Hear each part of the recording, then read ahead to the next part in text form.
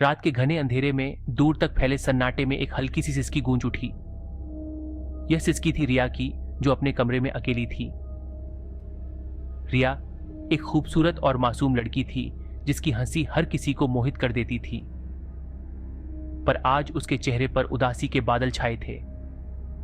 उस दिन का सूरज ढलते ही रिया अपने दोस्तों के साथ एक पुरानी हवेली की तरफ चल पड़ी थी।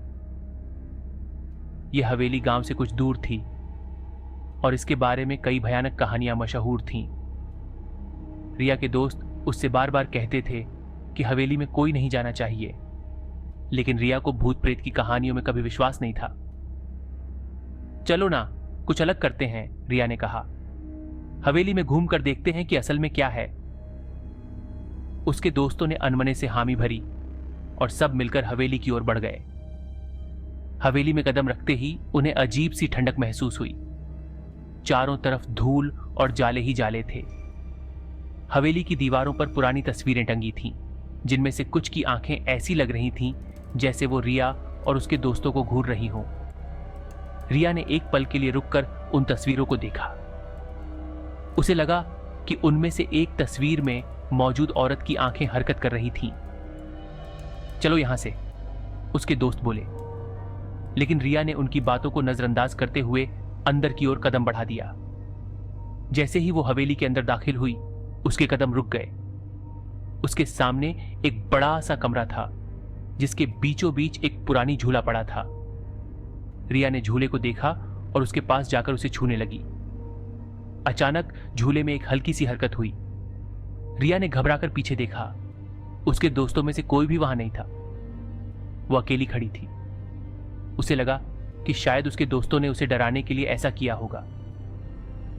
वो झूले से हटकर दूसरी तरफ जाने लगी। तभी उसे अपने पीछे किसी के चलने की आहट सुनाई दी। उसने मुड़कर देखा तो वहां कोई नहीं था। उसकी धड़कन तेज हो गई। वो जल्दी जल्दी हवेली से बाहर निकलने की कोशिश करने लगी, लेकिन हर दरवाजा बंद था। कौन है?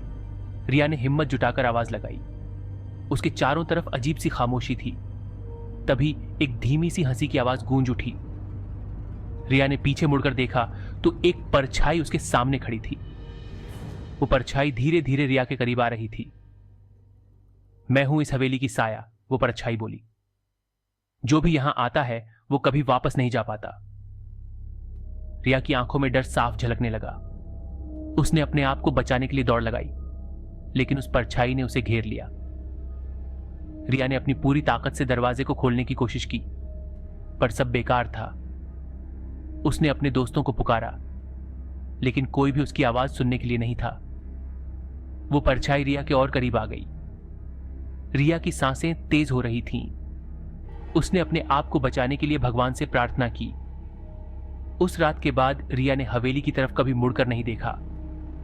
वो समझ चुकी थी कि उस हवेली में कुछ ऐसा है जिसे इंसान की समझ से परे है। उसके मन में हमेशा वो परछाई का डर बैठ गया था, और गांव वालों का कहना था कि कोई भी उस हवेली के करीब न जाए, क्योंकि वहां आज भी उस साये का बसेरा है। इस कहानी में रिया की मुलाकात एक ऐसी साये से होती है जो उसके जीवन को पूरी तरह बदल देती है। उसकी हिम्मत और भगवान में विश्वास ही उसे बचाते हैं। इस तरह हर डर का सामना करने के लिए हमें अपने अंदर की ताकत को पहचानना जरूरी है।